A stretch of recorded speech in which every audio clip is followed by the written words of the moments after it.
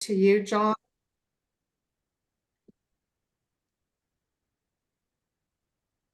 Thank you. Yes, so with 5 board members in the room and myself and Stacy on Zoom, I can, of course, declare that there is a quorum. Also, this meeting was actually announced back in September when the regular meetings of the board were announced. So the meeting has been properly notified. Board has been properly notified of this meeting. And also, Gary, I believe the agenda for this meeting was posted for the owners to look at. That's correct. Very well, thank you. So I can certify also that the notification was proper. Shall I move on to minutes? Yes. Yeah, as I had mentioned to the board in an email, I have 3 of the minutes that I thought I would have. There are still 2 remaining, and I'll take care of those as soon as I'm able to do so. So I apologize for not having all 5. And the meeting minutes, the special meeting minutes of December the 27th and January the 11th are, as the board knows from looking at them, very simple in the sense that we simply convened a meeting and went into executive session to discuss personnel matters, etc. Those, I presume, the board has looked at those and have no corrections. Is that a good statement? Correct. That's Yes. correct. Okay, very well. Now, the minutes of November the 15th, which was it was actually what we usually call the budget meeting. It got delayed from its earlier time, but it was moved to the 15th of November, and it occurred, and I distributed minutes to everybody to look at a couple days ago, and I got some very valuable feedback from Joe, and some of the corrections were simply typos and oversights, but there were 2 items that I need to confirm. The first one is on the issue of selling the lodge units. Joe pointed out to me that I think the discussion at that meeting was that the board would sell one of those rather than both. Is that everybody's recollection? Yes. Okay, then I think, John, the reason it was 2 was because when we do manage to close the front desk, we are going to sell the other one. So we were going to go ahead and present both up front as for the owners to approve the sale of both units, even though one we're not doing yet. So that when it is time to sell the second one, we don't have to go through that exercise. Very well. Okay. Is that everybody else's recollection? Oh, yes, sir. Okay, very well. Then I will adjust the language. I hope that you all would trust me to adjust the language to make it accurate as Stacy has just described it.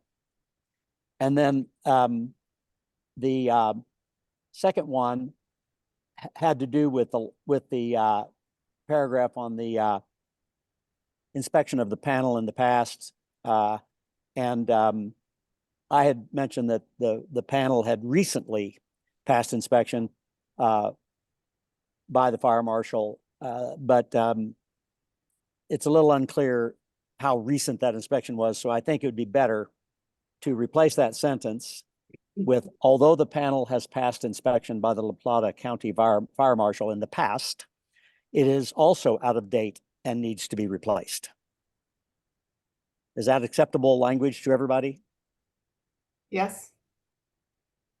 Any problems, board members? I'm good. Okay.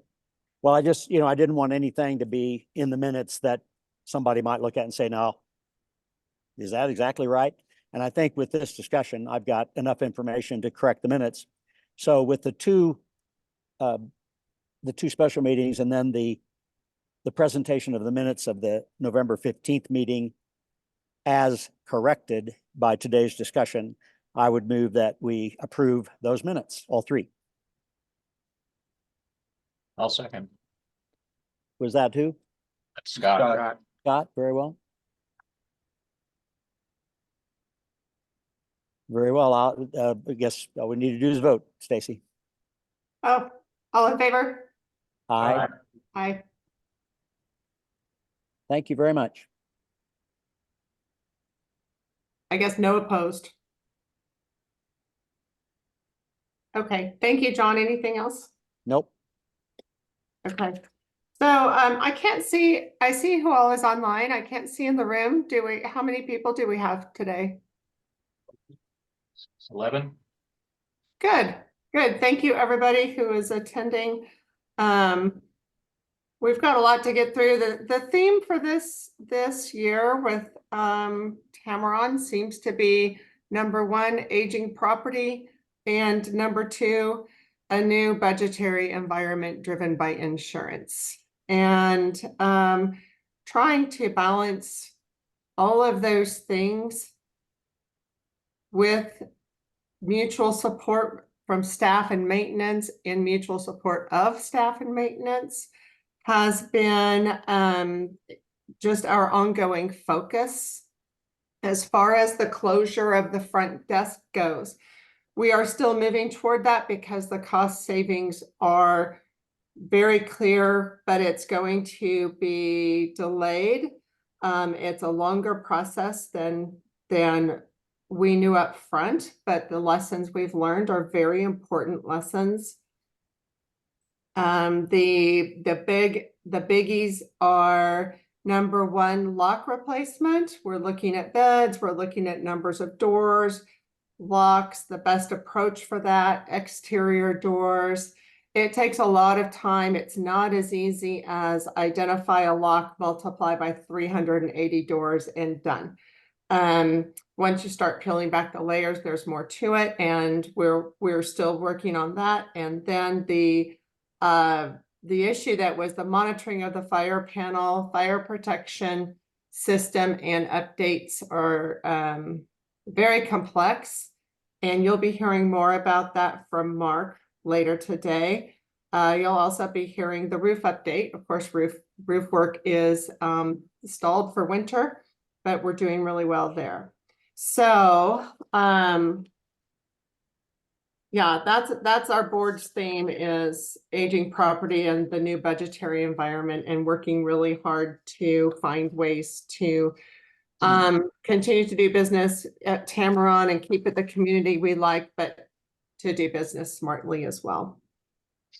So thank you for attending today. I am now going to pass I'm not going to pass. I'm going to ratify the budget. John Niebling, you might give me guidance here. And Joe knows this. Joe probably knows this better than I, but the process we use is to go through a budget development process in the fall, and then at a meeting such as the one on November 15th, we vote in favor of the budget that Joe presents, and that we amend and come up with. So that happened, but in the bylaws, and Joe, correct me if I'm wrong, but I think the requirement is that the budget that we approve is sent out by the 15th of December to all owners. And then at this meeting, which is, I guess, generally called the winter meeting, the budget is finally approved as long as there is not a protest of that budget by a certain number of owners. And I'm not aware of any protest. Maybe Joe and Stacy could comment on that. That's all correct, John, and I've had no communication from any owners regarding any protests. Stacy, you might want to ask the room if there's a protest before final ratification. Okay, that's a good idea. Is there a protest before final ratification of the budget? Nobody's responding. No. Okay, then our budget is ratified for 2024. Correct. Thank you, John and Joe. And now I'll pass it to Joe and Elisa to go over the 2023 financials. Okay, Gary, would you put the financial reports up on the screen so that everybody can see them? Hang on 1 second. Gary has the same one you sent me last night, correct? Yes, I sent them to you together. Okay. Is there a copy on the website? Not yet, but there will be as soon as this meeting concludes. We can't get it now. We don't have printed copies. Saving paper and toner. Yeah. We're trying not to kill trees. You But can I see can it up, print- I can you can print see it one up out there as we when go we're through done it, and then it'll be on the Just on the website. website. for you. You were hoping to be able to call it up right Yeah, I'd now. like to be able to look at them. I don't know how that can be facilitated. There. You can see it right there. Okay, just scroll down a little bit past the heading there, Gary. Okay. All right, so this is a couple of general things first. This is a draft. And I emphasize it's a draft of the year-end 2023 financial reports. The reason it's a draft are twofold. One is that it won't be made official and blessed until it's audited. That'll be this summer.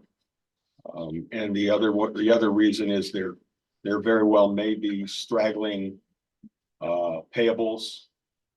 I don't think Anything that happened in December. anything that happened in December and then doesn't get to us until after the 1st of January. After the 1st of February. Yeah, we usually have them by February. Yeah, so it's just a straggling thing with. Somebody will send us a bill for something that happened in December, but we won't get it until several weeks after the fact. So that'll update it. Those updates will be insignificant. Yeah. For the most part. So as we look at this, I'll make another comment. You all have heard the term rob Peter to pay Paul, right? Well, we've had to do some of that, and I'll explain where that's happened and what our plan is to have Paul pay back to Peter what he owes him. So looking at our cash situation at the moment, we've got $178,000 in the bank. So we're not in a real cash crunch, though Elisa and I have discussed this, and we're paying plenty of attention to cash flow because it could go sideways pretty much any time. Mhm. But so far it hasn't. A major one there I'd like to comment on is the 106, account 106, the Alpine Bank Special Assessment account. This is where all the money has been and will be collected for the lodge roofs and the outlying roofs that are in process. That number is much smaller than it should be because that's one of the places we borrowed money from to cover things year end that came up. Most significantly, which hold questions until I'm done. Thanks. Most significantly, we borrowed $341,187 to pay our insurance bills that came due October 15th of last year. We had to pay a lot of upfront costs, upfront insurance costs, and we didn't have the money to pay for it. We probably would have gone in the red. Yeah. Yeah. So fortunately, a lot of owners, some of you may be ones that did that, thank you, paid in full upfront for the outlying roof project. Instead of paying in four installments spaced 6 months apart. Some people paid half upfront. So what that meant was we had a nice buffer, a nice balance in that account. And we were able to borrow some money from that to pay for all of our upfront costs for the enormous insurance premiums that we all know about. The other item was that we borrowed $57,000 from that account to pay for the lodge, to pay for the amount that the lodge roof has not been paid by the owners yet. We still have a number of owners who have not paid their lodge roof assessment. So that's that one. The next three line items are our reserves. We currently have a total of 556,000, 557,000 to round it up, in our reserves.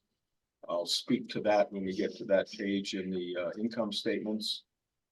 It's not the number that it should be because we drew from reserves for other expenses. Scroll down there. Okay, accounts receivable, huge number. Yeah. Where are you? Oh, yeah, okay, there you are. Accounts receivable is a much larger number than it normally is. This represents first quarter HOA fees that are due in a few days, about 850,000. That's the number that normally should be there. But what's also there is what's still to be collected on the roof projects. The biggest one is 1.7 million for the outlying roofs, and still to be paid 33,000 for the lodge roofs. So that explains why that number is as big as it is. Scroll slowly down lower, Gary. I don't have any specific comments on much of the rest of it. It's pretty standard. Not a lot of changes from the past. So assets, total assets, you see there, we go into liabilities and equity. Scroll through those. Stop there, Gary. Is accounts payable, is that a typical number? Is it bigger? It's bigger because of the insurance. Right, that's right. Okay. Yeah, our monthly payments on the insurance premiums are large. Okay, go ahead, Gary, go ahead and scroll down some more. 260, the auto loans, we just have the one vehicle now. Stop there, Gary. 260. We sold the two Nissan Rogues last year, so all we have now is the Toyota pickup truck. That's what we owe on it.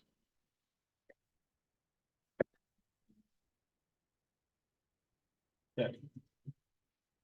Oh, you're gonna have to adjust the size of that a little bit, Gary.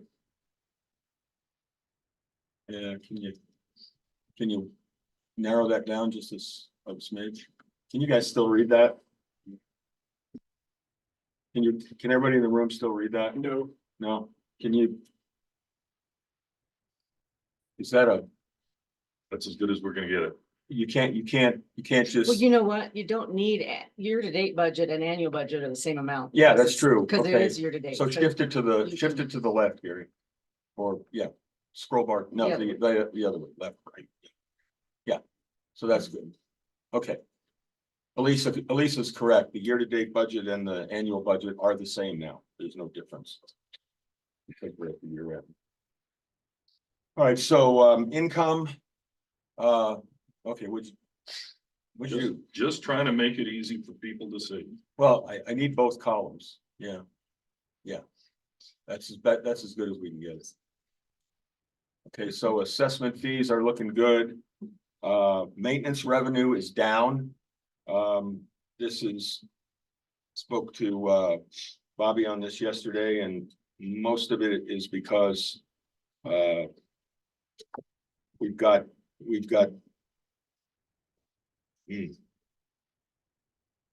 yeah, so this is less billing.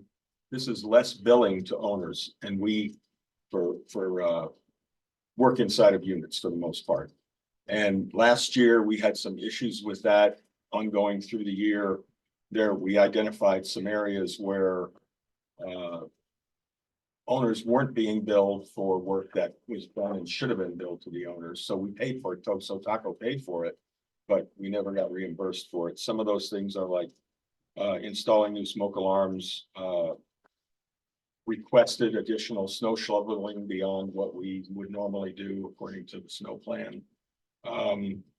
and just general assistance type things like, we've kind of tried to tighten the screws for 2024 and going forward on routine things like, hey, my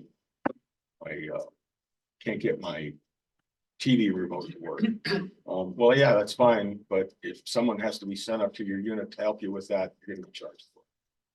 So hopefully those numbers going forward will be closer to budget. I think we budgeted less money in 2024 for that because of that.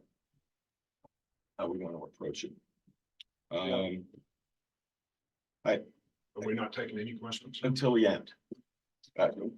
Tell me about that, Gord. Do you want to interrupt this thing for questions as we go I don't through care. it? It might be easier just to do it as we go, as long as you guys recognize. Go ahead, that- Gary. How much money are we talking about unbilled? I don't have a number on that.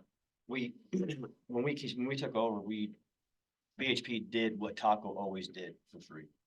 Or it was in a service. Those items now will be billed. So, It was, it was in the tens of thousands total, I think. yeah, I mean, Someone's jumping someone's car. for Yeah. Yeah. A gas. Can you come out and jumpstart my car? bill my. Sure, but you're gonna pay for it. Put some chains on, Yeah. whatever. Can I speak up here, guys? I just want to say that it's very normal to have that first year of a contract, especially, you know, in this type of business mountain environment, but to have that first year of a contract be one where you just touch everything and handle everything, and then you sort through it and revisit and say, okay, what all came our way? How did we do? Is this the best practice? And so that's what we're doing now. Tamron and BHP is just, okay, after our first year together, let's take a look at where we are. And so as far as those things that are billed to owners, you know, we're revisiting some of that. We have found out from confirmation from our attorney that the smoke alarms and the iWorks alarms, those are in unit, and so that work should be billed to owners. And that's one of the changes that we're going to be making. But yeah, it's just a very normal revisiting and shoring up of processes after a year of doing business. And a point made on this is that the more things we can do like this, where individual work in a unit can be billed to the owner, that helps us keep the overall assessments down. Because otherwise we're paying it through the assessments. Yes, and thanks Bobby and Greg for you know, just so willingly looking at the processes and coming together with us on that. It's been very good. So there's no other in the income category, everything else is pretty well on budget. The service and collection fees are over budget. That's good and bad news. That's collecting late fees and interest from owners when they don't pay their assessments. So while we may have people lagging in their assessment payments, when we finally catch up with it, they're paying late fees on it, late fees and interest. So there's been some of that. Transfer fees is reflective of a lot of sales. That's a fee that's collected upon a closing of escrow when a unit sells. And so we have that. The rest of it looks like pretty much where it's supposed to be. Overall, income is slightly below budget. You can see there on the totals. Okay, Gary, scroll down. So admin expenses, 500 accounts. The big one obviously is insurance. We had $556,000 in new insurance payments upfront. We had to pay all our liability for 2024 upfront in 2023. We had large down payments on the property insurance and the wildfire insurance on the outlying condos. And of course, all of the insurance coverage from October 15th, when our American Family policy expired, until December 31st. So that's why that number is as big as it is. Going down through here, I'll comment at legal fees and consulting. Now, this is our attorney's fees for the most part, well under budget, so that's good. That's always good. It means we're keeping out of trouble, and we haven't really had much in the way of heavy duty contract negotiations, which require a lot of review by legal. We've had some, but not big, not huge. Going down through there,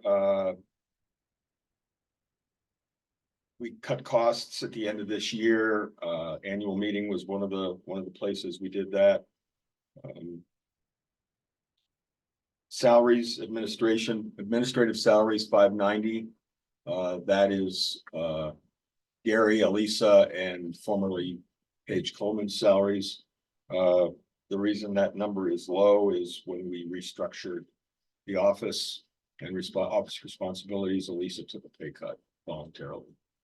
And so that's why that number, why the salaries are as far under budget as they are by about 20K.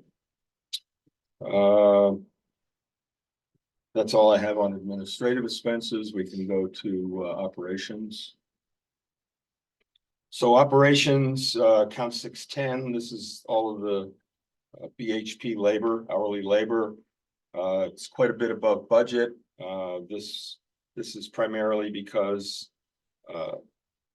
BHP absorbed some Taco employees through the course of the year, so their salaries were moved into hourly billings by BHP.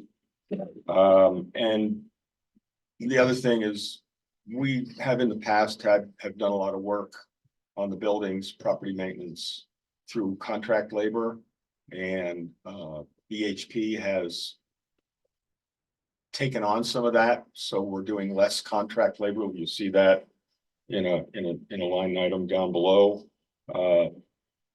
And their hourly rates tend to be less than what we pay a contractor. So while it looked like on the budget, they're costing us more, they're actually saving us money. So it's a good thing. Outside services billed to owners. This is materials and contracting that we would, when we're doing maintenance for an owner, we would cover that cost and then back bill it to the owner. So it's a wash between 404 maintenance revenue and building and outside services billed to owners. And they're both lower than budget, so that washes. Skip 612. 612 is building maintenance, and this is parts, materials, supplies, and any contract labor that we would do on the building maintenance. And so that number is quite a bit lower than budget. So that refers back to the comments I made on 610, where BHP is taking on more of the, so there's a give and take on that. Cast iron drain waste and vent replacements. This is the drain lines, the cast iron drain lines in the at the property. And we spent a whole bunch more over budget, primarily because of the one cast iron lateral line that exits the building right out here, actually, out into the parking lot. And we had a problem where that line out in the parking lot failed and backed up sewage into unit 113, which is right there.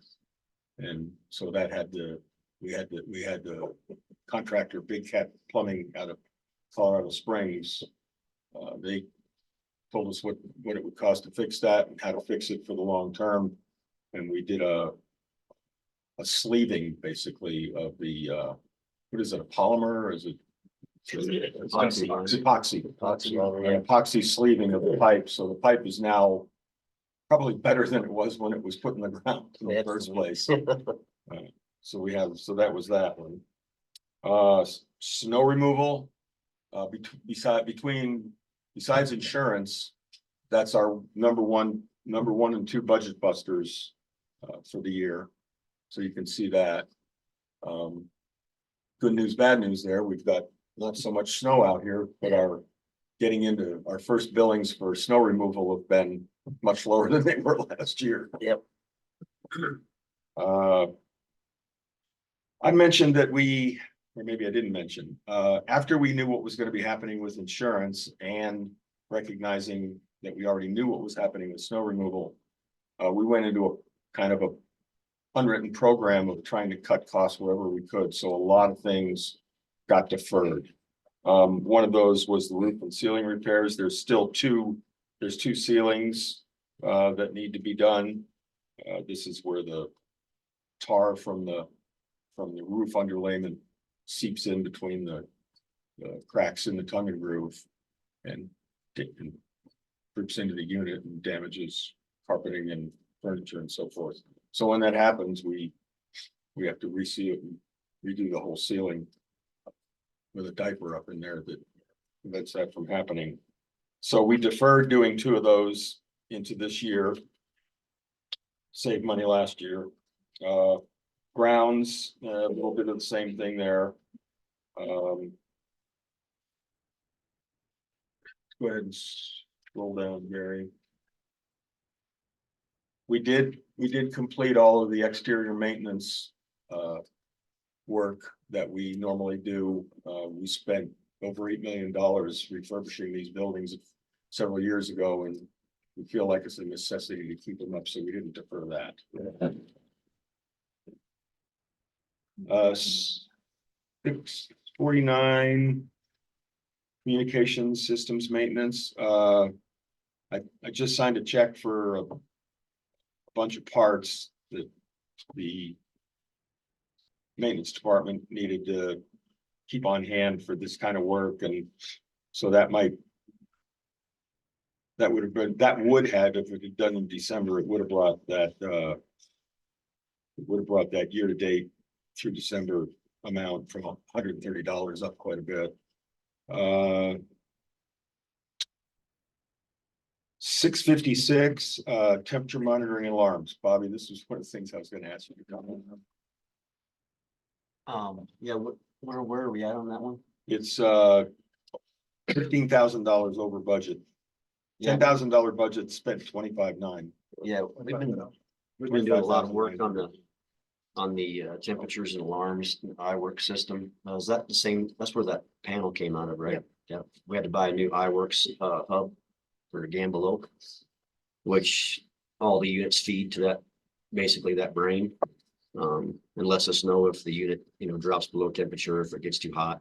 Done a lot of repairs on the iWorks, which, talking about building to owners, a lot of that's gonna change. So that'll be something A we lot of smoke detectors in here. a lot of smoke detectors we replaced. I think we replaced about 75 smoke detectors. They're $170 a piece. Also, which will now be billed to owners. So that'll help. That's the labor. Do they just wear out? They're technically supposed to be replaced every 5 years. And they're old. Most of the ones, Some of most them- of the ones you can buy now are supposed to be good for 10 years, right? Lauren? Right, Yeah, And these are the hardwired ones, right? These are the hardwired About, so we've got an old system. and and the hardwired ones they're tied into the alarm system, but that's another subject. Yeah. Yeah. Can I Um, jump in here? Hold on, we got a quick question, Stace. Okay. My question is, if we need, because we're getting ready to remodel our unit. If we want to replace those, does Taco need to do it, or can we have our contractor do it? It doesn't matter to me, I was I, just I curious. mean, I would defer to these guys, but I would think that it needs to be at least monitored by BHP to make sure it's done correctly. Cause Yeah. we found them buried in Okay. walls and there's been some contractors that done some wonky stuff. If you need to move them or add some, we can do that. But there also needs to be the discussion, going forward as we get to the new fire plan. Right. There's some, Are there's some we going- potential migration going on to a different program, a different type of smoke detector. Can't comment any more than that, Tricia, but if you're remodeling, why don't you just sit tight and wait till we develop, the plan comes out? It'll probably affect your unit and it'll be very helpful for I'll you. get with Andy. But Oh, I'll, great. I would say coordinate that with our maintenance staff for sure, depending on the timing. E- e- Either way, whether it's, once we have a new plan in place or not, it still will need to be coordinated through our maintenance staff. And I just want to tell everybody that one thing we've learned is that even if your smoke alarm is past its sell-by date, so to speak, that 5-year date, or some of the older ones are 10 years, they're still working. And as soon as they stop working, a panel alarm is triggered. So nobody has totally non-functioning alarms. You don't have to worry about that. BHP has notified through the panel as soon as one ages out, or if there's a wiring connection problem, and they get up there and they fix it or replace it. So everybody has functioning smoke alarms, but the fact that some of them are past their due date is just another reason we're looking into updates to the fire protection system. was that it, Bobby? Yeah. Okay. Nothing else on, in that grouping, personnel expenses, this is maintenance people that we have or had on staff. There's Elisa and I discovered, an error here, a ledgering error. That number, the 105,666 should be about $13,000 to $14,000 less than that, because the coding of that salary should be to the front desk. Front desk person's salary was mistakenly coded to this 600 account. And they're both, coincidentally, they're both 600 accounts, so they're both 601s. And so that's probably where the mistake came in. Well, it was a person who was a janitorial worker okay. who was previously in the previous years. Yeah. Account 100, and we never changed that code when that person became a front desk worker to account Okay. service and security. So that's, like I said, this is a draft. It'll get fixed before the final, but I just wanted to point that out. 700 utilities. We are under budget on virtually every one of these accounts. That's good. And I'm not sure I can explain why. The water and sewer, maybe we just used less water last year. Probably more in irrigation than anywhere else. Occupancy could have been a little less than previous years. I don't know, that could affect it. But anyway, instead of, I think also you've got water that Albert Creek is build us in January that will roll back because it's for December water. okay, So that will be more on budget. so okay, good enough. Satellite TV, we do have a new contract with Groove Entertainment for our satellite TV, and our,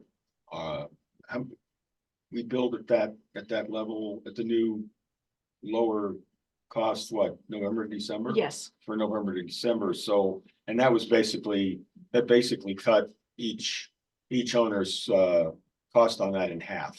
I think it was like $32 and it went down to 16 for the monthly, yeah. Electricity, can't explain why we came in low on that. That's always a moving target. Seems like probably next year, we probably budgeted on based on that number for 2024. Although I do know that I think most of you must have gotten a notice from La Plata Electric that there was a 10% increase going through for your own personal electricity. I know I got that. Internet and telephone, slightly less than budget. I can't explain why. Refuse services right on, but anyway, Total utilities budgeted 943. We actually spent 855. That's great, because it helps with the next thing I'm gonna talk about, which is, go ahead, and scroll down, Gary. So as you can see right there, our full year budget deficit is almost $614,000. Two things, insurance and snow removal. That's all you gotta say. Add those two things up and we would have had a balanced budget. How did we overcome this? We overcame it by taking money from reserves and borrowing money from the special assessment account, as I talked about earlier. Can I ask a question at that point? Yeah, So what's the plan to pay back the special assessment? yes, there's a plan to pay it. We are planning to pay it back. What is the plan? Yes, what is, And we'll see we'll that. see what happens over the next 3 or 4 months. Yeah. Go ahead. Yeah, Bob Lubin, 307 and 308. This kind of goes back up to the AR section. Where there was, I think I heard 33,000 in arrears. Back on the balance sheet? Yes, sorry. You asked for questions at the end, so. Yeah, well, and then we changed that. And I think Gary had a question on the balance sheet too, so when he's done, you can ask that one. So anyway, back on the AR balance sheet. Gary, can you go back to that page? I think you said there was like 33,000 in arrears for lodge owners. Correct. So I'm looking at that thinking, well, that's like 5 months ago when the roof was finished. What actions are being done to collect that? And are they being charged interest? Because They are being charged interest. And yes, we follow up with owners that are delinquent and try to get them to pay. Ultimately, if they don't, we'll lien their unit and potentially go into foreclosure proceedings. And that all takes a lot of time. yeah, And let's follow some of back the, into I mean, that. just an example, some of these owners, they find ways to pay and they get off the list, they get off the bad boy list. We have one in particular that we're supposed to receive a check from him this week, right away, right? Yeah. Yeah, so that number incrementally comes down. And eventually, I mean, over the years, eventually, we've had very few instances of where the owner never pays. And that's usually resolved by the owner selling the unit. We get the money at the close of sale. And usually when we file liens on the property, that kickstarts the owner and they end up finding a way to pay. This has happened every time we do an assessment to a degree, Yes, and there's a process. Yeah. But the good thing is there's so much damn equity out there right now. We're gonna get our money. It's just when. yes. So we'll eventually get the money. It's just a matter of I'm sure time. there's a process. I just was thinking ahead, thinking, well, at the outlying areas. You don't want to start the process of being in a delay or in arrears. Unfortunately, some have already prepaid half of their assessments already. So, you got to keep that cash flow going. Or it's going to cause a log jam at the end. We know that. Okay. Yeah. As long as the owners. And we're watching it and we're on top of it. I'm sure the board knows it, but the owners need to understand that. Yes, so Well, everybody please send the your owners checks that are to- delinquent are being communicated with. But also the owners of the outlying areas have to understand that the monies have to keep flowing in. Correct. Yeah. That's the message. Yeah. Okay. Yes. And there are some of those who have not yet paid the first assessment, the first 6-month assessment. So we've got those to deal with too. Okay. Right now, we're in a position where it's not a problem, but when Ross McDermott gets back here in April and he starts doing work and we start paying him bills, that's gonna tighten up. Right. And we'll deal with it. Yeah, I think you had a question Well, on the main that. thing was how are we gonna pay back the money that was borrowed out of the special assessment? Yes, That was what I want to know. we don't know. We don't know, Gary. So 3 months from now, what are we gonna do? We don't know, Gary. Well, you We're said gonna that, right? deal with it the best way we can. It's all we can do. If push comes to shove, we got 2 options. Take more money out of reserves or borrow money. A lot of it just is, comes upon owners paying. And You know, again, some people paid up front, which was helpful. You know, hopefully more will do that. Not everybody can.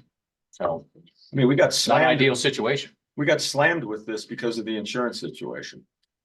And we're just doing the best we can to keep our heads above water. So far, we've been able to do that. So we don't have a contract labor line item for this year then? For 24, Yeah, there's no line item for it. It's For been where? blended In the- into other areas. I don't understand the Okay, question. go to. Yeah, that's correct. In fact, I got an invoice from Jessica at BHP this week showing how they're going to be recording their invoice by budget area. So the 610, you know, I don't anticipate anything going into that or maybe miscellaneous, but otherwise Jessica's been working hard during the last 2 months of 2023 to present us with invoice details so that we can record the maintenance by area. And I think Elisa was on that too. We have to find a way that's feasible for both BHP and our accounting to make that transition to breaking out account 610. Yeah, I understand what you're talking about 2024, and we eliminated account 610 and added several accounts so that we could more easily track. Instead of having one labor line, now we can track where that labor line is for plumbing, for several other breakouts of that. So we're looking at a bunch of smaller line items, and then instead of just one big one. So basically, at the end of the year, we will not have a contract labor number. In We terms- should have a contract labor number. It is a new process and we're coming together to do the best we can for both sides of that. But the goal is to not have a contract labor number.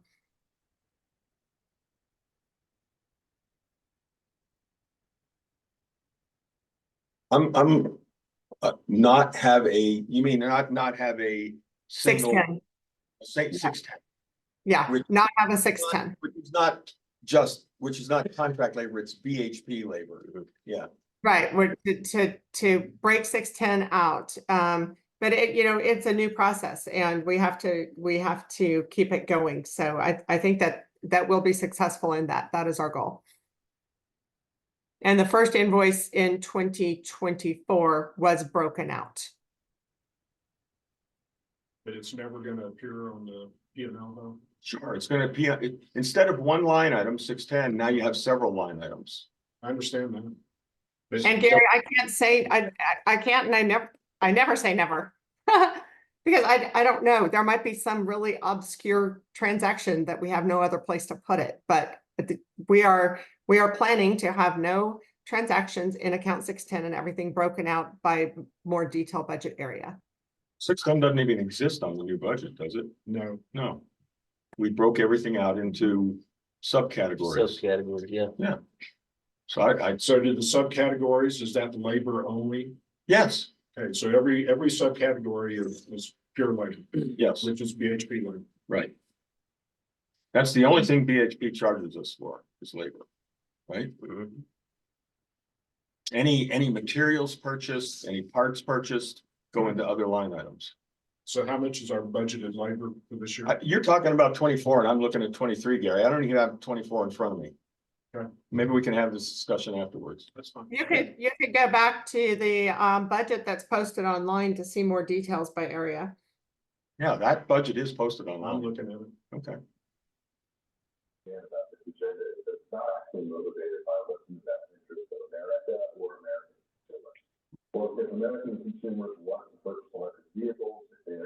Gary, can you? Thank you. Just takes a minute to find the person.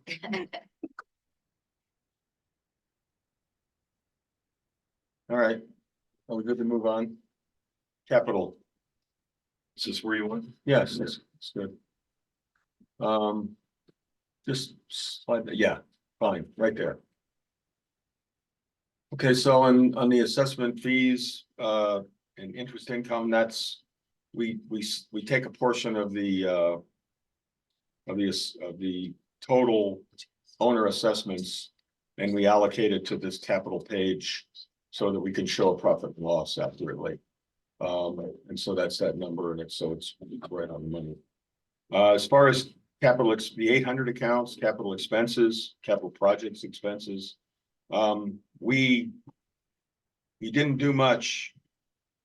Knowing what we knew about what was happening with insurance and trying to save money, so we deferred a lot of the projects that were identified in the 2023 budget.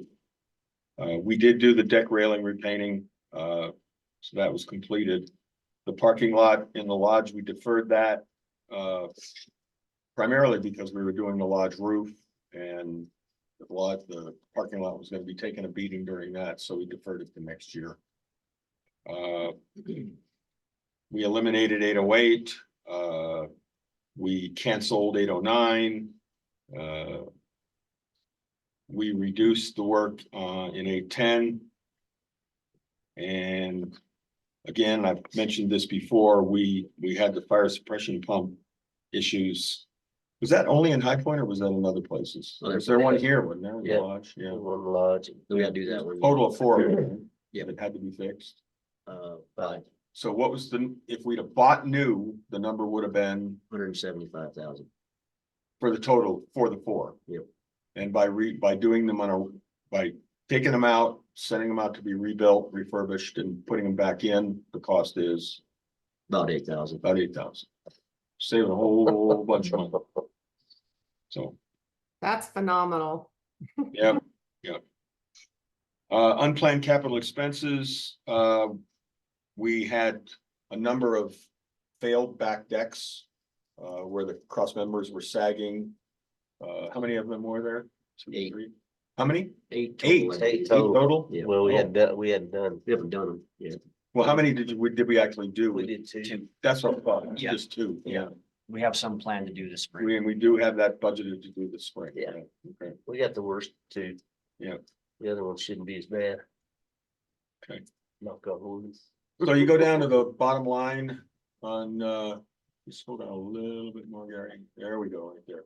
So we actually have a surplus on this page of $91,000. So that helps offset the deficit we had on the previous page on the operating side. How's that funded? How's what funded? The capital. You said we have a It's surplus a of portion of owner's assessments. It's up at the top. The income that's just, all we do is take enough of all the way up, Gary. All the way up? Yeah. All the way up to income. No, all the way up to that page. Yeah, so you see the 301,000? Right. That's a portion of the total owner assessments. How's that number picked out? I mean, is that a random number that? No, it's picked out to cover the cost of what we budget for the expenses. So if you look at the bottom of if you scroll down, Gary, So you see the 301 in the that was budget budgeted? line, So you just did it backwards. You're putting all the expenses in there and then just taking the money out and putting it in. Right, To that account. right. but whatever that budgeted number comes out to, you roll that over into Yeah. the income. That's Yeah, what we- minus whatever we Yeah. minus the reserves transfers, yeah. Okay.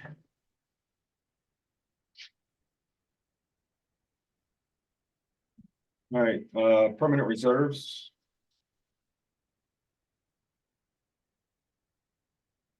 Okay, so, this is the upper grouping here, 440 through 443. These are revenue sources that go directly into reserves. So we budgeted 213,700 to go into reserves, and we actually put in 236. Mostly because of the 442, which is the capital contribution that new owners make when they buy a unit. So we had a considerably larger number of unit sales than we thought we were gonna have, so that number went up quite a bit. Scroll down, Gary. Can you yeah, You don't need. yeah, I don't need the last column. There we go, right there.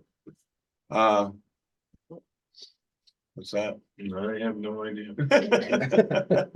Oh, we get the news, huh?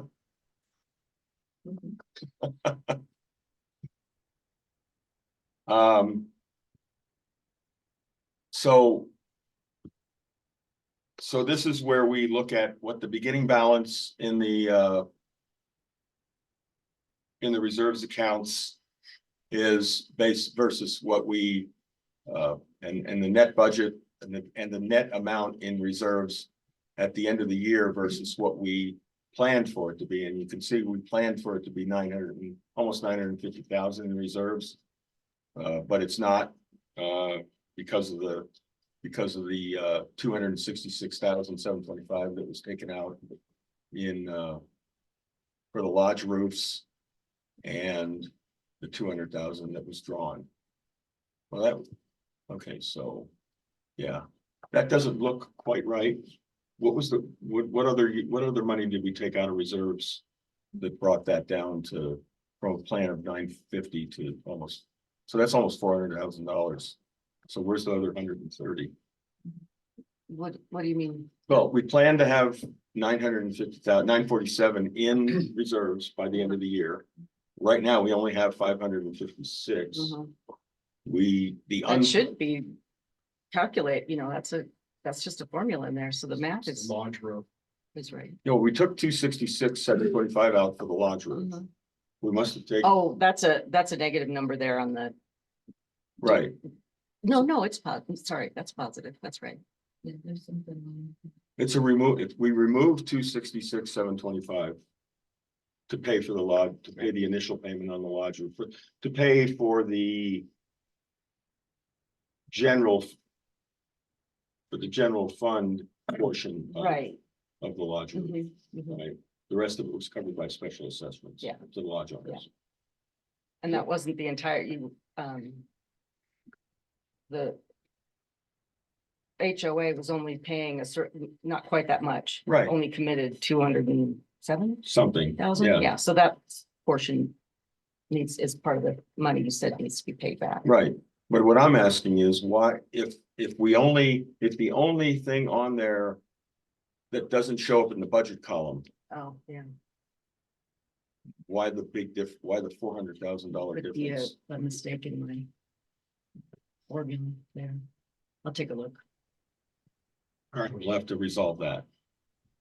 But currently in reserves is 556,000, which was shown on the budget, on the balance sheet.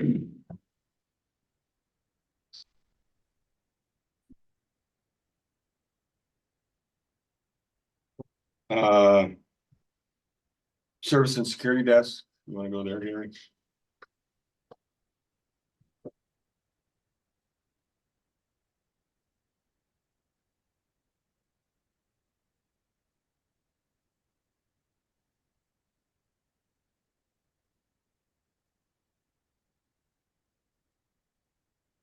Okay, you can stop right there. Okay, so income is a little bit greater than budget, so that was good. Scroll down to the expenses, Gary. So you can see the personnel expenses there, and they're a fair amount under budget, about a few $1,000s, but that's where I was referring to the input error between the Yes. maintenance salaries Yes, and and the these front desk salaries. salary. So that number, that 149 number would go up by 13 to 14,000. Yeah. Yeah, When I corresponding do with the adjustment. the maintenance salaries in the operating accounts. So that would change the bottom line here. Scroll down, Gary. It would change the bottom line there from a surplus of 26 to a surplus of more like 13. 13. Yeah. A comment here. This is 2023, obviously. This whole account is eliminated in 2024 because we've included all these revenues and expenses in the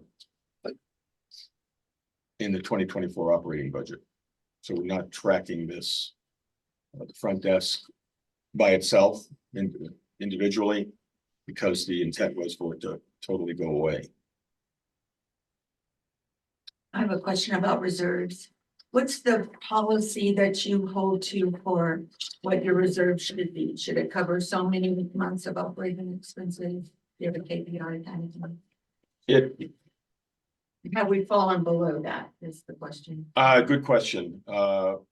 There's a couple of, there's some benchmarks to be followed, such as Kiowa expects homeowners associations to deposit X dollars, X percent of revenues into reserves.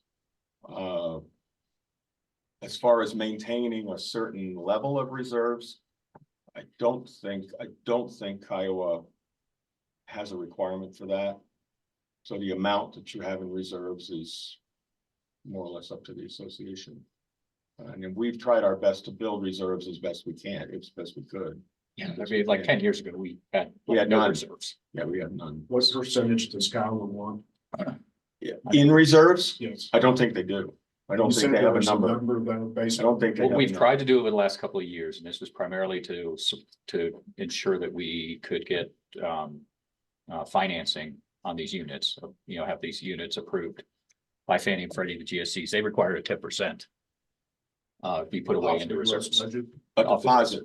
Yeah, off the gross budget. So so Um, 300,000.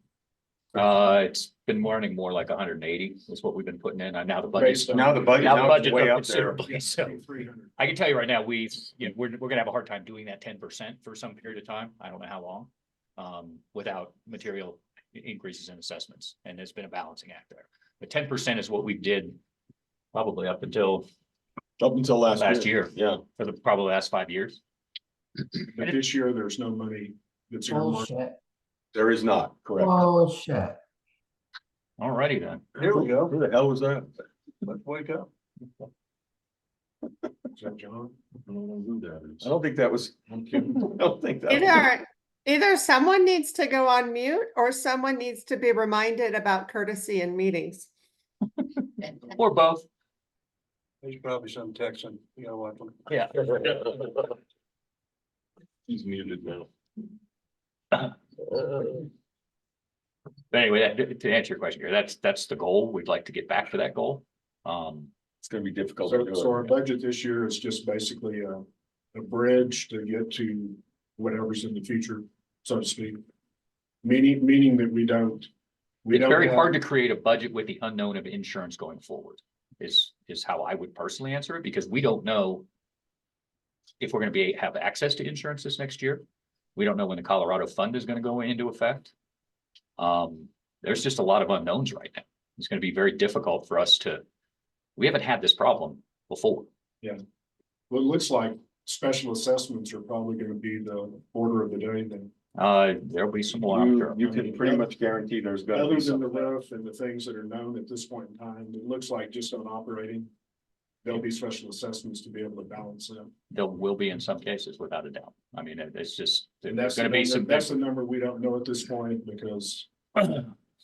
As we said, putting money back into the account that was borrowed, Well, that's gonna have to be done, obviously, by the end of the project for the roofing. yeah, as people pay It back. won't have to be done in one lump, but Yeah.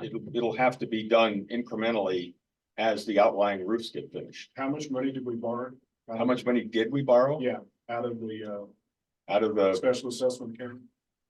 314. close to $400,000.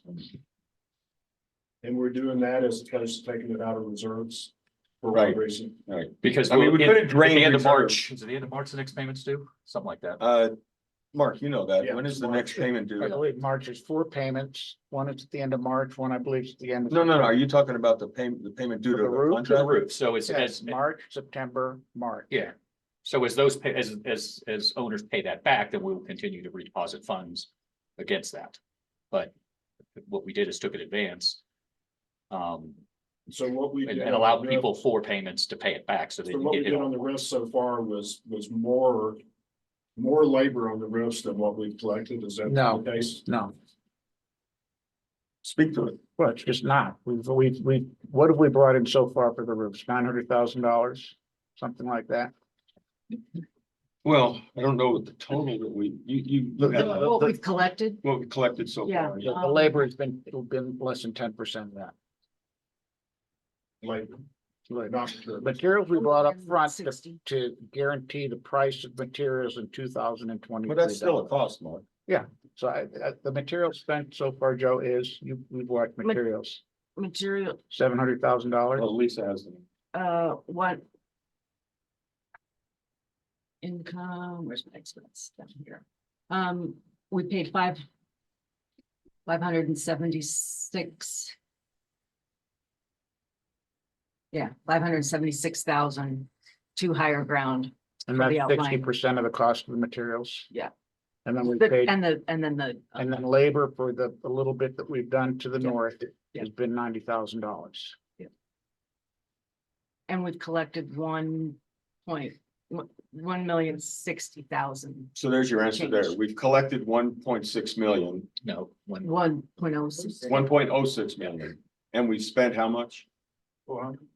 576. Yeah, Do so we there's a have a cushion spreadsheet? there, so there's a cushion there. Yeah. And the cushion is, and part of the cushion is what we borrowed to pay for insurance.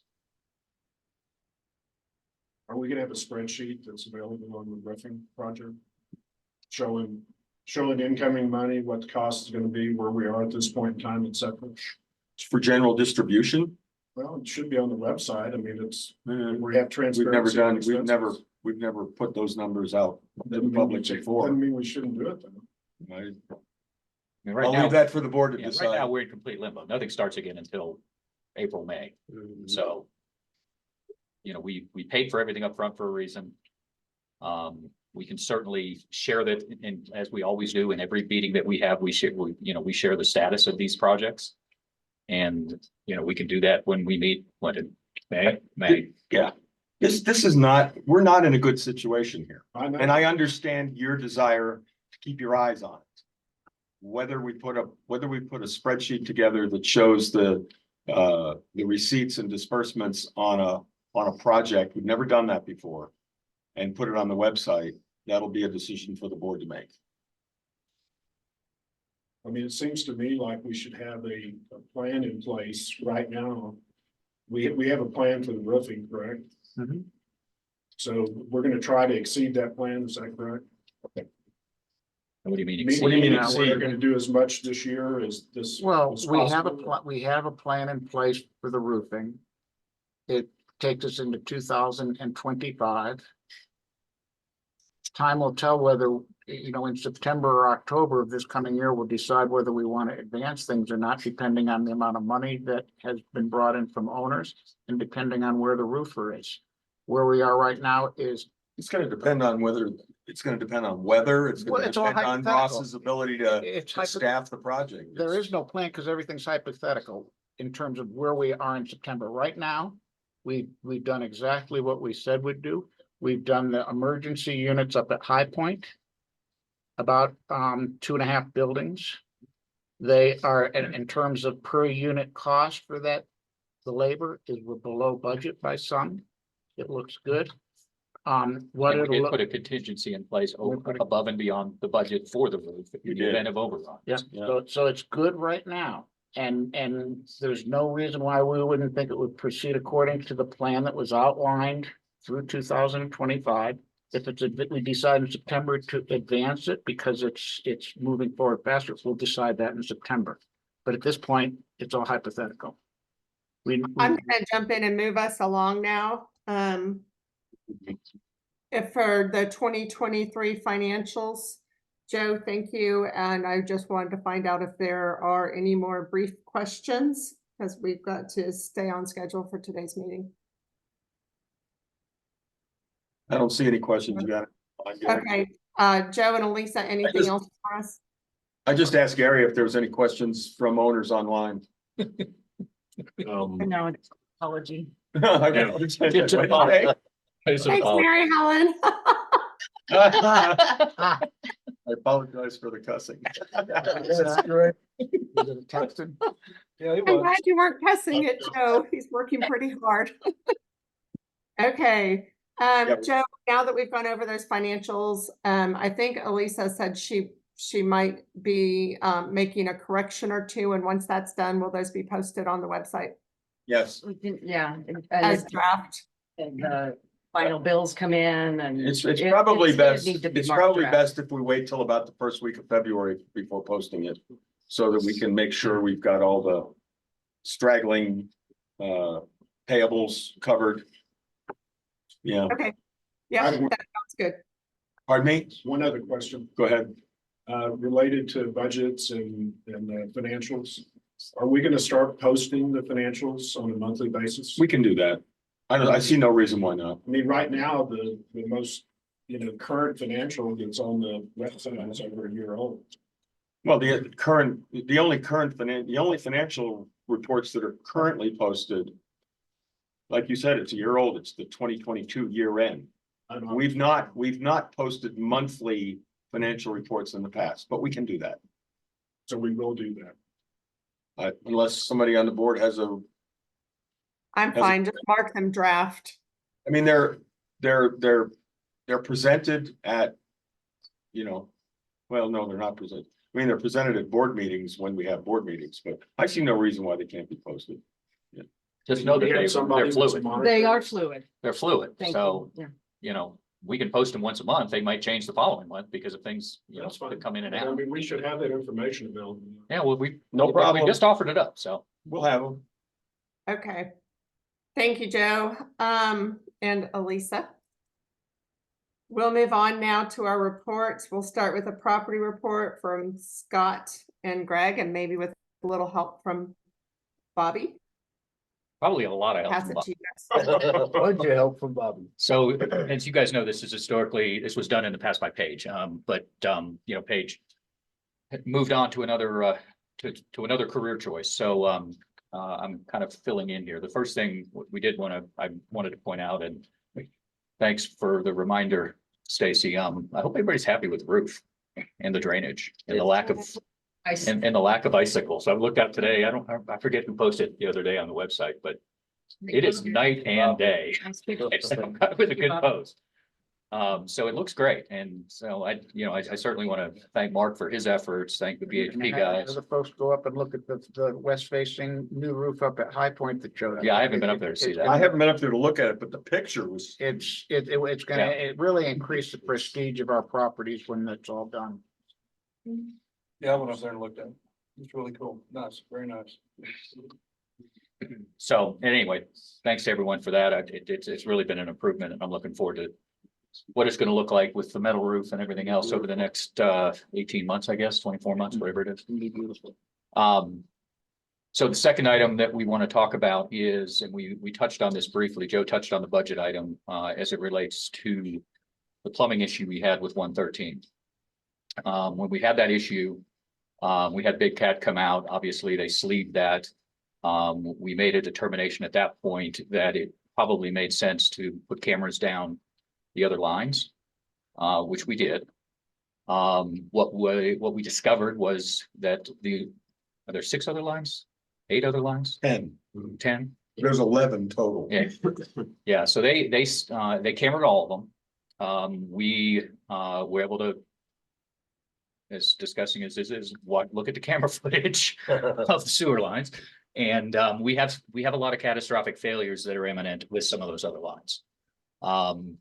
These are lines that run out of the lodge, under the parking lot, out to a sewage line that runs into the, I guess, city sewage line. And we had Big Cat put those cameras through. We had them go ahead and get us a bid on what it would take to repair all of those lines. We have received that bid. We had a special board meeting or a vote to kind of go through that a couple of weeks ago because this is a catastrophic issue. We did contract with Big Cat to get started on it, I believe, next week. 29th. 29th. So I'm gonna let Bobby fill in some gaps there so you guys kind of understand exactly what we're dealing with. It's basically what we just did with the line that runs out of here 9 more times. So, but go ahead. Yeah, so when we had Big Cat here, we had on camera all the lines that hit the 6-inch main that goes out to the manholes in the parking lot, which then turned into an 8-inch main. The reason we wanted to do that is in owner storage and underneath the building on the north end, we had some cast iron lines, drainage lines that were cracked and were looking pretty rough. So I just started thinking if we had to replace the 2 main lines that run underneath owner storage, if something catastrophic happened, we would have to jackhammer that floor out in there, and that would be really expensive. And then you go to the parking lot. And then we have to go to the parking lot and start digging stuff up. So Super expensive. when Big Cat cambered those lines, they found cracks, they found pieces of pipes that were missing under the parking lot. They told us if we did have a backup, not to snake them because they were afraid that maybe we would tear more of the line out and trying to clear it. So like Scott said, they came in, they had a board meeting with Big Cat. They explained their process. They basically use a pull-in liner. It's an epoxy liner that they pull in. It blows up to expand the size of the pipe, and then they pull a blue light through there to cure it. With their process, we won't have to shut any of the units down in the lodge. I don't know how that's. I don't know how that works either. but I'm glad that that's the case. The first process they'll do is they'll be putting in some clean outs in the parking lot, so they have more pull points. They can only pull like 100 feet as, so. They basically said in 20 years of doing this, they haven't seen cast iron lines this bad still function. So And if they ever cave in, then you have to dig them up. they can't fix them if they collapse. Is there a chance that when they get out here and they start, I mean, I know they don't run a snake down the line, but they run a special tool they have to kind of Clean it. clean it out, right? Jetter, yeah. What's the chances that they'll run into a line that in the cleaning out process that they actually destroy the line? I mean, it's so thin, He and then did, we have to start digging up the parking lot. yeah, he did say that that is possible. That's a possibility. Yeah, you know, there's not much of the walls left on some of those lines. So they're gonna have to be really careful when they jet them, so they don't destroy them. I'm hoping it all goes off with a hitch, without a hitch, and we don't have to dig anything up, but. These are cast iron lines. They're 50 years old. This is, Yeah, and it literally, we had no way of knowing this until that happened here. And when What that was happened the here, cost of this one? Did we do? what was the cost? 17,000. 17,000. Yeah. So we're looking at 170,000. What's the? no, the bid that we received was $278,000 is what I'm looking at here. Yeah. You can't look at it on a per line basis because they're gonna, all the 6-inch lines that run this way. Out north to south, they're gonna put, how many cleanouts they're gonna put in? Four? Four. Four. So they have to dig down to put those than cleanouts in. 17,000. Yeah. Times 2. Yeah, Yeah. so they're gonna put the cleanouts in, It's not in the budget at all because we just discovered it and, not budgeted. no, this So is we had separate. another 200,000 plus that's gonna come out this year. Or we leave them. Why didn't we put something on the budget? I mean, some kind of number. Well, we didn't know about We it. got this bid on December the 22nd. We didn't know about it. It was And then we had after to the have calls budget. with them. We had to understand the process. We had to understand how much could we push this off. We came to the determination that pushing it off would put us at too much risk because you're talking about sewage backing up all through this entire lodge and elsewhere. Into the amenity center, Right, into clearly the, it needs to be done. You understand, be we done. didn't know about this until December. The budget was finalized in November. And we're finalizing the amount. We have to determine some small price share with Glacier. And we're working on that. But there will be a special assessment. for the there are first- several, I'm sorry, Stace. That's There's two okay. lines that run south under the amenity center. And we make Glacier aware of it. We don't have a separate budget or a separate estimate, so to speak, on that. We're, you know, when they get started next week, that's one of the first things we're gonna ask them to do is look at that so that we can have more discussions with Logan and the folks at Glacier to help them pitch in. So we don't know if the number that's gonna come out of reserves and ultimately be paid back likely through special assessments is going to be $278,000. If it's gonna be $248,000, we don't know what that number is yet. We know we have a bid of $278,000. And that's what we said, we've got to get this knocked out and we've got to do it immediately. Otherwise we risk, failure. How long is this project? 8 12 weeks, weeks. 12 weeks. 12 weeks. I'm sorry, go ahead, sir. You've had your hand. Do you have the same situation with the outlying complexes with cast iron pipe? Not as severe. Are they newer or? Not- are they just? Well, they're Most also, of the lateral lines that that we're dealing with at the lodge, those lateral lines are above ground, big difference. And many of them have been already changed out to PVC. And doing that is much cheaper than we're talking about here. Yeah, We do have some underground that at the end of each building, when they dive down into the mains. So there is some of that. But we haven't seen any problems with it, not to the extent we see here. keep in mind, most of those lines are up in the. Most of those, they're above ground. Yeah. Yeah, and if the ones underground had to be replaced, it wouldn't be the same kind of cost as. No, you'd be digging dirt, not opening up concrete and pavement and all that stuff. Is this assessment just to lodge owners? It'll likely have some out of the general budget too. No, we consulted our attorney on it and it's considered infrastructure. Okay. And that means, and all us owners have a common interest in this entire property. So it'll be spread out amongst all owners. Yep. It's specifically listed in our DCCRs as a common expense. Yep. So our covenants put it in black and white. It's shared among all owners. And if we have to do it on the outlying complexes, that will be shared among all owners as well. Yeah, so to answer the inevitable question, we don't know what that special assessment number is at the unit level yet. We're still working through those numbers. We won't know that likely until we figure out what the Glacier portion of this will be. You saw the reserve number. It's going to have to be paid out of reserves and then another repayment, unless am I misspeaking then? No, it depends on when we levy the special assessment. Yes. Yeah, but this project is kicking off now. And we've already written a check for a third of the amount. When are they gonna start? If they are starting. Next week. 29, Next. whenever they next. Monday. Yeah, the first thing they do is they put those, what do they call them? The Cleanouts. Clean out. Get in with the And- equipment.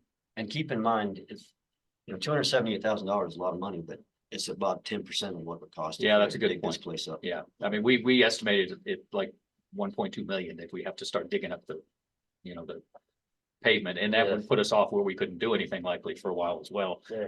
And How would be would- subject to the snow. How will this project affect parking at the lodge? Very Very little. little. Oh, good, because ski season is. So when they put the, When they put the clean outs in, they're gonna have to block off some areas, but it won't be large. They start Yes. Monday. Monday. How about the internal plumbing on the building here? That's a fix as we go. Case by That's the case. policy. These are 4 and 6 inch underground lines. Okay, anything else from property report? guys got anything else? Or, nope. We're good, stay. Thanks, everybody. Andy, I've got you next on 2 things, rules and regs and architectural review. I think it's been pretty quiet. Yeah, we haven't had any requests for any repair or any structural change. But I did mention that if you want to put what do you call those? Gable. Cables, that you do it before we put the new roofs on, because after that, you're not gonna be able to do that. And as far as rules and regs, I have one person that has volunteered and she's here today, to help me review those. So I really would like to have someone from each area, the, High Point and Pine Cone and Gable, to come together in the lodge review all of our rules and regs and maybe update them a little bit, so. If I could, I think Yes. Tricia had mentioned a possible High Point person for you. I don't know if that's been followed up on, but I hope you guys can flush that out because it would be nice to have somebody from each area. yeah, and we'll just go over the rules and regs, come up with some ideas and maybe we can change and then present it to the board and see what happens. Okay, great. Thanks, Andy. Okay, we're back to Joe Carey. On insurance. Have the lady, Trish has a question. Oh, okay, sorry. I have volunteered and I'm more than glad to do it.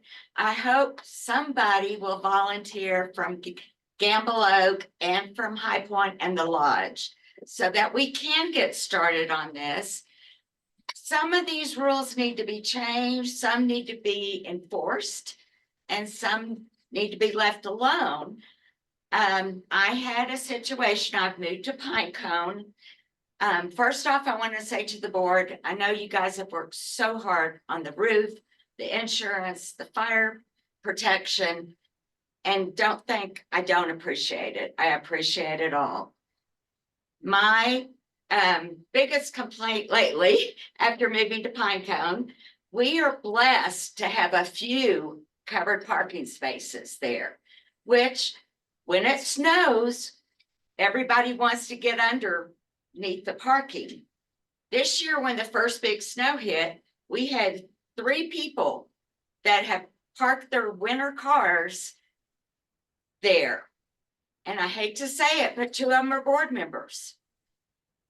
This is in the rules that it can only be there 30 days. My question is, how can we as owners be expected to follow rules if our board members don't follow it? I mean, to me, they should be setting examples, not, because it makes other owners frustrated. Well, why does he get to do it or she get to do it? And supposedly, we can't. So I think that's a big issue. I think there's a few people that don't feel rules apply to them. And it's very frustrating to me. well said. I guess Tricia, the question is. I'll follow up on, I'm sorry. Yeah, and it should be, fine them. We need money. Find them. Find them on a daily basis, but don't find them $10. Find them $100 a day. I bet it'll quit. Sorry, I've been holding this in for a while. Okay. Don't be It's been frustrating just because Yeah. they're hard to monitor, they're hard to get compliance with some owners. It's a But never ending battle. please That's why we always volunteer. give it to the new guy on the board. Yeah, Well, I thank you, think, Andy. yes, well, I think the first thing you need to do is make us aware of the problems. So that we can deal with it. I mean, a lot of us are not here full time. And we don't see what people that live here full time see on a daily basis. So Yeah. like you brought up the problem we have with someone in Pinecone not taking care of their dog's property. Oh, yeah, that's a You big know, problem. we need to know that so that we can act on it. So. Well, I would like to know if anyone knows who the Honda Civic is that's been parked there since November 1st. It kind of looks like a trashed out car. It has a broken windshield. It has a lift sticker on it. And I had an issue with, thanks to Bobby and Gary helping me with one of my cars, the battery went dead and I was parked next to the Honda Civic. Nobody seems to know who it is. And it's been there since November 1st. So to me, tow it. Well, we have some regulations that prevent us from just removing cars from property, but Gary and Bobby work really well with identifying who owns these cars. And Gary, is that one that you guys have looked into? We've got a photograph of it. We haven't talked to the sheriff about that one in particular, but I'll do that later on today. Okay, thank you. Okay, and Carla Q says, can we not sell these parking spaces? Several people brought up, can we rent parking spaces? And I think, and if you look at the black and white of it, it's viewed as common element and we're not supposed to rent them, but I don't know, that I still think we might be able to consider that as a revenue source, so we can talk about that again. Thank you. Trisha, we'll be following up. Anything else before we move on to Joe and an insurance update? No. Okay. Mr. Carey, and I see Chad on the line. Hi, Chad. Chad on our insurance committee. Yeah, not much has happened, you know, after all the work right at the end of the year, trying to even get insurance. The plan is to get with our agent in California, and I know he's got some ideas on how we can try to not only continue to have insurance, but actually get the costs reduced by trying to conform to some of the requirements that some of the more the insurers that aren't in the excess and surplus lines, the preferred property carriers, and he works with 2 or 3 of those. And we weren't qualified. We weren't qualified for those programs. And so the plan is to try to get qualified for those programs and perhaps next year have our premiums go down, actually. I haven't been embroiled in the sewer problem and the fire safety systems issues. And so I really haven't had a chance to, we've got a window of opportunity, which takes us into March or April on the insurance. So it's been kind of a little bit on the back burner right now. Planning to get back on that right away. Yeah, we've been not stagnant these days, that's for sure. Because I think our minimum earned premium on everything except the outlying complexes is coming up. It's everything except the wildfire. Yeah, the wildfires. Yes, sorry, the wildfire and the outlying complexes. So, okay, and I honestly haven't heard of any, you know, like our insurance expert said in November, you know, that the market's not going to recover fast. So, it's going to be a tough couple of years with insurance. Okay, anything else on insurance from Joe or Chad? Looks like we have one more question in the back. Okay. Yeah, I just wanted to get some clarification. I mean, I've looked at all the material on the website and I came to previous meetings, but just get some clarification. As I understand it, under the policy we have been able to secure, the wildfire insurance for the outlying complexes only covers something like 20% of the. 10 million, Sorry? $10 million. So does that mean a loss of up to $10 million, or does that mean 20% of any loss there is? In other words, let's say we have a major fire and there's $10 million in damage across all of those properties. We would have insurance up to that level? Correct. And there's, by the way, the one silver lining on that whole mess with wildfire insurance is there's no deductible on it. They pay on the first dollar. So this next question is probably not something you can answer, but it's something I've been thinking through because I have a mortgage. I haven't talked to my banker yet about what this means. I haven't had any communication from them. We are aware of that potential issue and we've talked about it. According to our attorney, we acquired the level of insurance that we were able to acquire. We could not get wildfire to cover anything above what we got. Yeah. Nobody. So whether that becomes an issue for you and your mortgage, we don't know. I you understand. can, if you want to open the can of worms and tell them about it and consult with them on it and say, what do we do? That's up to you. Yeah, There's no, a letter posted on our website can I from finish? our lawyer with legal counsel. Go ahead and finish your question, because you got two mortgage guys here, we'll probably answer it. So my real question is, in the event that there's a much, much larger damage. Right. Just say the whole damn place burns down. Right. We're left obviously with only getting, I think you told us that the value of the common property is something like 90 million. Well, the total value of the entire property is 95 million, right? Does that include the owner's ownership interests as well, or is that just the common areas? No, that's the buildings themselves. It doesn't cut, that is not your drywall in fixtures So and my real question is, possessions. if there is this major catastrophe. You're self-insured, damage, you're self-insured. well, there's 10 million of insurance that the Well, Taco will well, receive. first of all, yeah, Can I finish the question? well, I was gonna try to help clarify, but go ahead. All right, well, go ahead. I said there's 95, the total property is worth 95 million, right?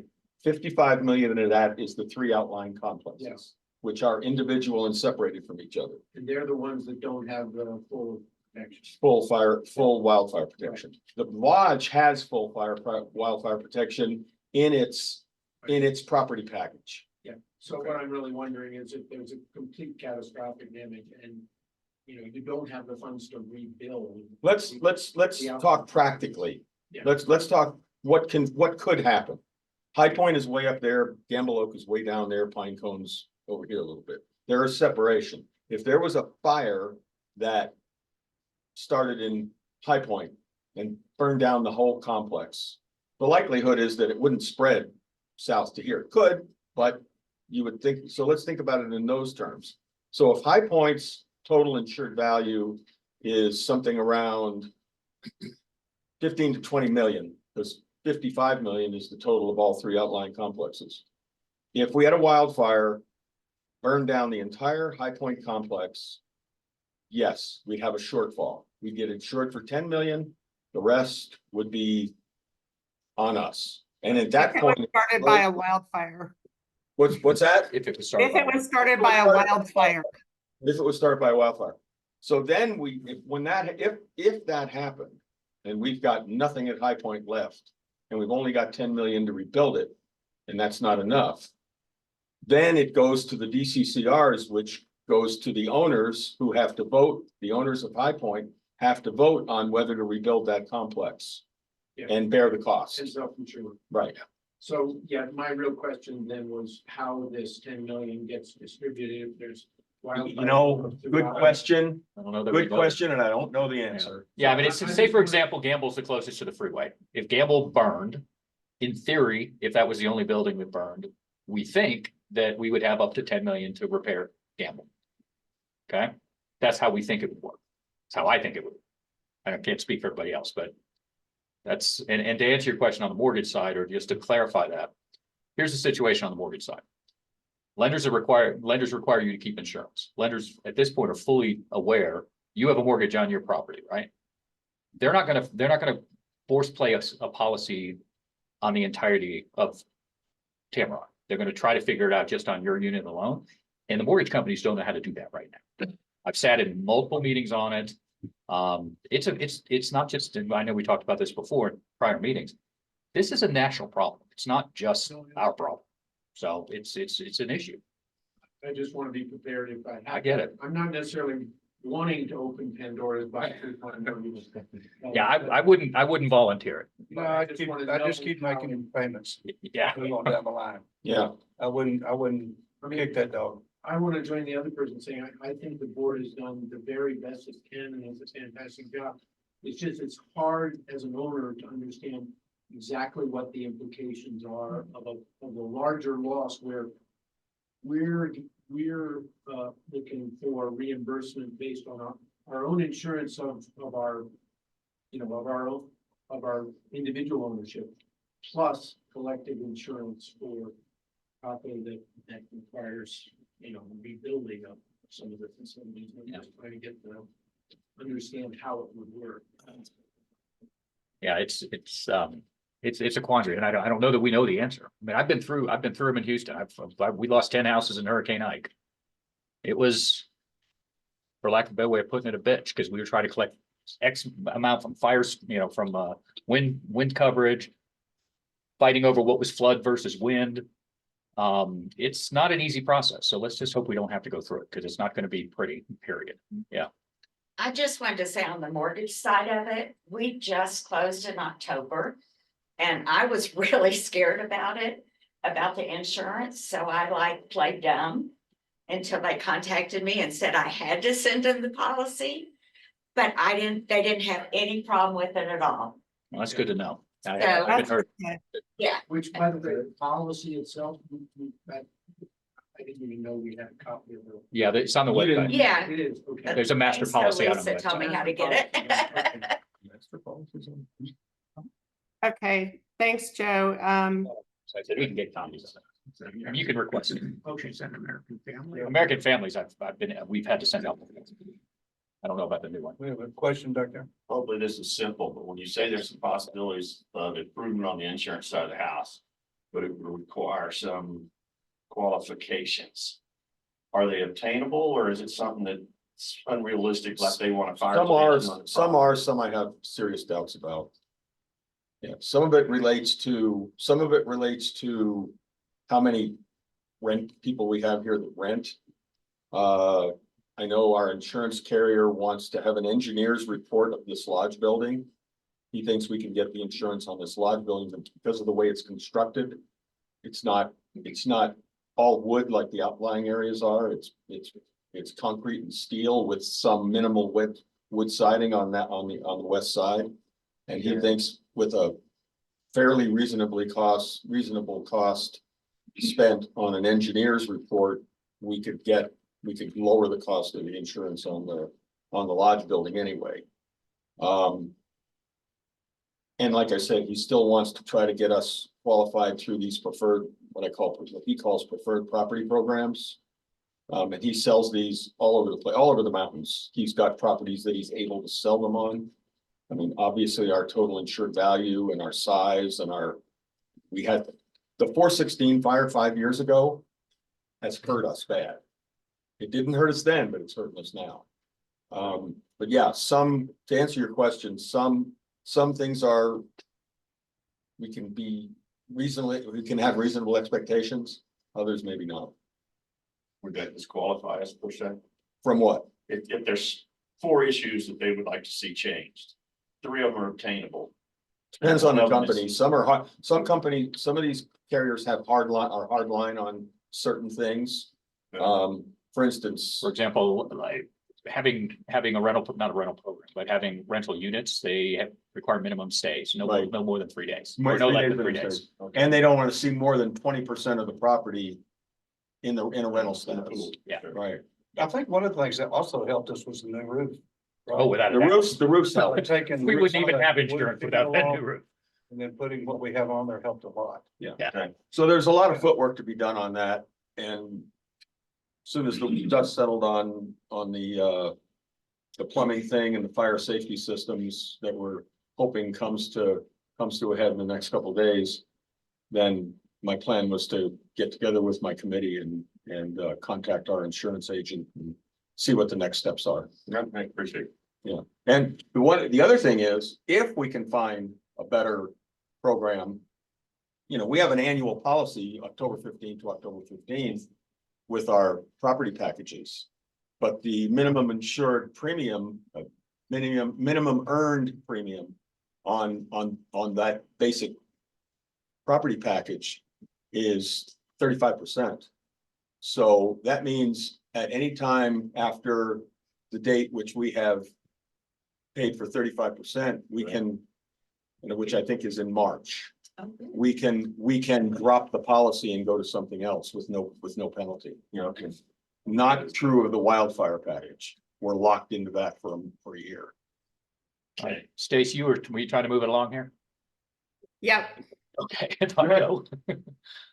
There's a lot of insurance information on the website and in our October I think it was our October budget meeting as well as the November budget meeting, the October budget workshop, November budget meeting. So anybody who wants some history of where we are, we actually in the November 15th meeting have a guest speaker addressing the insurance market. And you can go to watch that video. He's a really good contact for us to have on this. All right, we're moving along to fire protection update from Mark. Okay. So we've talked a little bit about it, and I'll just give you the headlines on fire safety here at Tamron. As part of the closure of the front desk, what we've learned is that the front desk needs to be staffed to respond to our fire safety system. It's just the way it's designed. So in needing to change the front desk, we have evaluated this system, and suffice it to say, this evaluation, we have learned a lot. Primarily in 2017, Durango adopted a uniform fire code, namely the fire protection code. And because of Tamron's age, we have learned that there are a number of elements in our fire safety plan, which while they're functioning properly now, Bobby has done a good job evaluating where we are right now. They're properly functioning now, but they do not meet current code. It'll require either an upgrade to meet code, or it will require a variance from the fire marshal to relieve us from current code. We've worked internally. We've worked internally, Bobby and I have worked on this. We've worked with a local licensed contractor, and we've worked with the fire marshal to develop a plan that'll meet what we need to do. The plan is complete. Some elements are internal, simple things that we all thought were just sort of common sense before. We've now penned to paper, and we've got procedures in place internally for notification, identifying flammable objects, etc. That's done. Bobby and I worked that out over the course of this past month. There's all other elements that will require changes to our fire safety, fire infrastructure over the next few years. These changes have been prepared by the local licensed contractor. And there's other elements for practical reasons because of the age of Tamron that will require a variance from the fire marshal. So that is the plan. It is complete. The elements of the plan are now before the fire marshal. We've worked well with her in good faith, and we expect final approval shortly. So that is the headlines where we stand now with the fire review plan. I would like to say, add to that, that it is a very complex subject matter. And the more we dig into it, the more we learn. We don't have final details yet from the updates planned over the next couple of years. We don't expect additional assessments in 2024 for anything once we got approval from the fire marshal and have our plan in place. There will be future costs, and it's going to be an important update.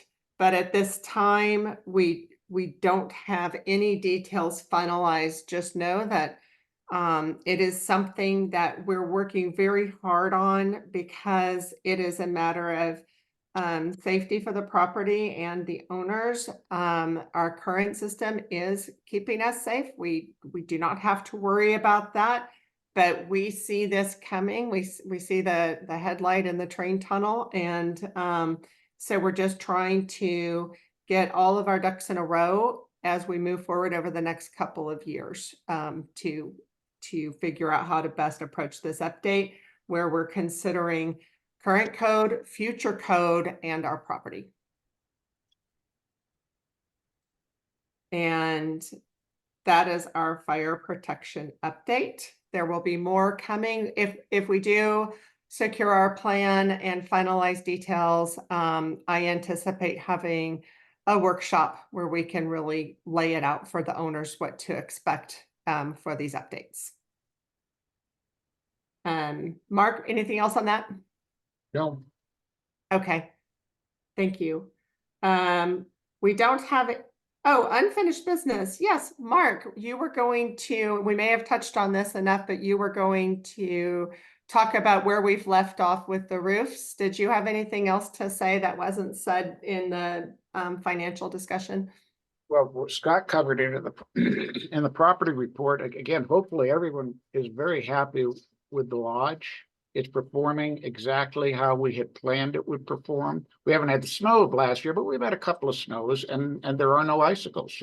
Go down and look at Glacier's End. They don't have the engineered roof that we have, and they have icicles. And that really tells the story. My bet is they just may keep up with the Joneses next year. The High Point is just started. We had some, I'll call them critical repairs. What is it? 599 through 623 is done now. So those are all done. Those were the really bad roofs. They're done. You can't see them. You can see some of them. There's 2 or 3 or 4 units on one of the buildings that is done on the west facing side. Go and look at it just as the sun's setting over the West Mountain. They glow. And it's really going to look good when we have our whole complex done with these new steel roofs. We're And the slightly. people in High Point whose roofs were leaking last year are really happy. Yep, they're all fixed. No shower curtains and buckets this year. Ross, the high altitude roofing who's doing it is a real pro. Higher ground. Or higher ground in the high altitude.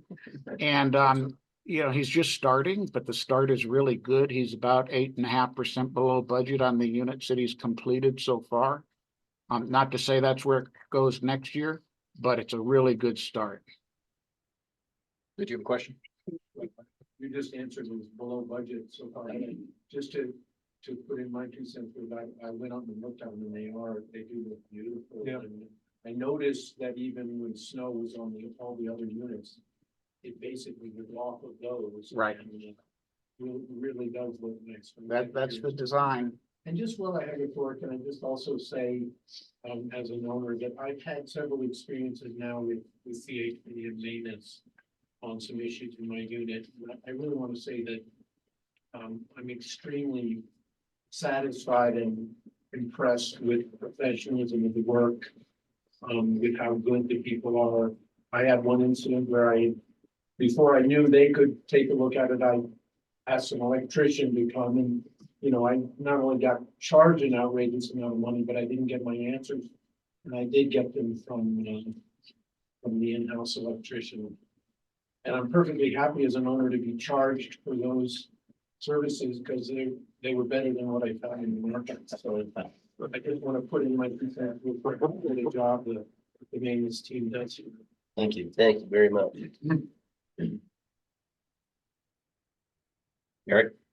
2 questions. The valuation, the 95 million for the property, how is that obtained? That's each individual insurance agent that you contact will do an analysis of your property and assign what he determines to be your total insured value. So doesn't come from an independent third party. I guess you could try that. I guess that's probably something you could do, but that number was determined by our current insurance agent. Is there a condo association for the state? A what? Condo association for the state? There's an agency that oversees condo associations, DORA. What's the acronym? Dora is. What's the acronym? Department of Real Estate, blah, blah, something like that. It's part of the Department of Real Estate. So yes. Do we know what the other associations are doing for insurance across the country? They're scrambling just like we are. Watch the guest speaker from the November 15th board meeting. He's talking, Right. lot about how this is a problem for everybody in Colorado, and that what our board did was the best possible solution, and he's encouraging other condo HOAs to do the same thing. Everybody's trying to stack policies, and a lot of people are underinsured or not insured, and he said our board has done a tremendous job. So that's what everybody is doing, and I really recommend, if you have insurance questions, you go back and watch him. Everybody in homeowners associations, single family homes that are in forested areas in this area are having to go to excess and surplus lines to even get insurance. Everybody. Do we have lobbyists? Like, is there some sort of lobbyist that can? Well, Stacy just indicated that, was that the November 15th board meeting? November 15th, yes. Did you attend that or watch No, the it was video? my birthday. I highly, in the early part of that meeting, you don't have to listen to the whole thing. Go to the YouTube video, it's posted on the internet, on the website. And there was a representative from, what's the organization, Stacy? Oh, goodness, I wasn't prepared with this. He has a trade association that he doesn't sell insurance. He has insurance agents, governments, and property owners all in one association that come together. And he is the state of Colorado's point person for the insurance industry in solving this crisis. And he's on their board of directors for the FAIR plan, which they're putting into place to help with these insurance costs. That plan is not operational yet. Brian, and I can't remember his last name. He was first on our agenda. So go back and watch that meeting and you'll get a lot of information. And at this time, we've made all the insurance information available on the website, and unless there are any new questions that haven't been addressed previously, I'd like to move the meeting along. Stacy, Mhm. just let me mention that DORA is the Department of Regulatory Agencies. There we go. It- Thank it you, is- Doc. It is not specifically an HOA agency. The Colorado HOAs are governed under what we call Kiowa. That's an acronym. But there's really no state HOA board, so to speak. So, but any questions you have about HOA governance, if you would direct it to the state, it would have to be to DORA. And we have to register with DORA every year, don't we? Yes. So just to clarify, the guy's name is Brian Bernier, Oh, good. and it's the Professional Insurance Agents of Colorado is the trade group. Yeah, I watched it. Yeah. I was here. So he's got there's a website and he's on it. So if you wanted more information, you could look at It's that. PIAC, PIIAC.com. Yeah. There's also the state speaker's office has a stakeholders meeting. I don't know, every month or I don't know how often it is now, where people can go. He said currently most people are just complaining about their fees, their HOA dues, and it's not really progress yet because it's new and early days, but that's something that probably our insurance committee will want to start attending, because they haven't gotten to solutions yet. They just hear from struggling HOAs who can't get money. But Brian also is a good contact for putting people together. So, and he's very responsive. So anyway, he'll be good to consult with as we go on with this process. I'd like to find out if our board members have anything else, because that's the end of our agenda today. Nothing here. Do we want a motion to adjourn? Let's see. I'll make a motion to adjourn. Don't have to ask me twice. No, I'm second. Okay, all in favor? Aye. No one opposed? Okay. The meeting is adjourned. Thanks, everybody, for attending. If you Thanks all. further questions, send us an email. It was at high enough level. Appreciate everybody taking the time today. I saw that. I saw it right away.